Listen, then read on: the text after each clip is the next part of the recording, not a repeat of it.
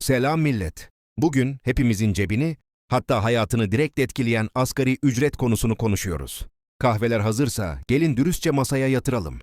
Asgari ücret, bir ülkede çalışanlara yasal olarak ödenebilecek en düşük ücrettir. İşçinin ve ailesinin asgari yaşam, ihtiyaçlarını karşılamayı, amaçlar ve devlet tarafından belirlenir. Asgari ücretin temel özellikleri, yasal zorunluluktur. İşveren çalışanına asgari ücretin altında maaş veremez.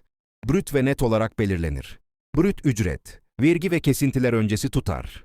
Net ücret, çalışanın eline geçen tutar. Genellikle yıllık veya dönemsel olarak güncellenir. Enflasyon, yaşam maliyeti ve ekonomik koşullar dikkate alınır. Tüm sektörler için taban ücrettir. Deneyim, meslek veya sektör fark etmeksizin alt sınırı oluşturur. Asgari ücret nasıl belirlenir? Türkiye örneği. Türkiye'de asgari ücret, çalışan temsilcileri, işveren temsilcileri, devlet temsilcilerinden oluşan Asgari Ücret Tespit Komisyonu tarafından belirlenir. Komisyon karar alırken, enflasyon oranları, geçim şartları, ülkenin ekonomik durumu, işverenlerin mali yükü gibi faktörleri dikkate alır. Asgari ücretin amacı, çalışanları yoksulluktan korumak, adil ücret düzenini sağlamak, sosyal devlet anlayışını güçlendirmek, kayıt dışı çalışmayı azaltmak. Avantajları ve eleştiriler. Avantajlar. Çalışan için gelir güvencesi sağlar. Sosyal adaleti destekler, eleştiriler. Enflasyon karşısında yetersiz kalabilir.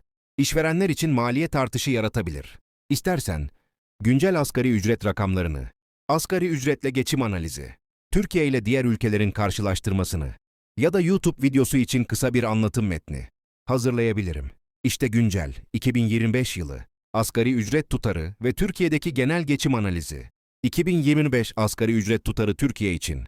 1 Ocak 2025, 31 Aralık 2025 dönemi için. Brüt asgari ücret, 20 kavunmalı mês ve piskanda TL. Net asgari ücret, 22.460 TL ay, işçinin cebine geçen tutar. İşverene maliyeti, 30.621 TL civarı. Yani bir işçi ayda 22.104 TL alır. Asgari ücretle geçim analizi, 2025. Asgari ücretin geçim gücü. Temel ihtiyaçlara göre değerlendirildiğinde çeşitli zorluklar ortaya çıkabiliyor. Aşağıdaki genel değerlendirme, ortalama yaşam maliyetleri ve minimum gelir arasındaki ilişkiye dayanır. Konut, kira. Büyük şehirlerde, İstanbul, Ankara, İzmir. Kiralar oldukça yüksek, tek odalı daire aylık, 9.000-15.000 TL ve üstü olabilir. Bu da asgari ücretin %40-60'ına kadar çıkabilir. Küçük şehirlerde ve ilçelerde kiralar, daha düşük olsa da yine de ciddi bir pay oluşturabilir. Su, gıda, market. Ailenin temel gıda ihtiyacı için yapılan hesaplamalar, yalnız yaşayan bir yetişkin için bile aylık 3.000-5.000 TL civarında bir tutar çıkarabiliyor. Asgari ücretli bir ailenin bu giderler için önemli planlama yapması gerekiyor. Fatura ve ulaşım. Elektrik, su, doğalgaz, internet, telefon gibi giderler 2.000 TL'yi bulabiliyor.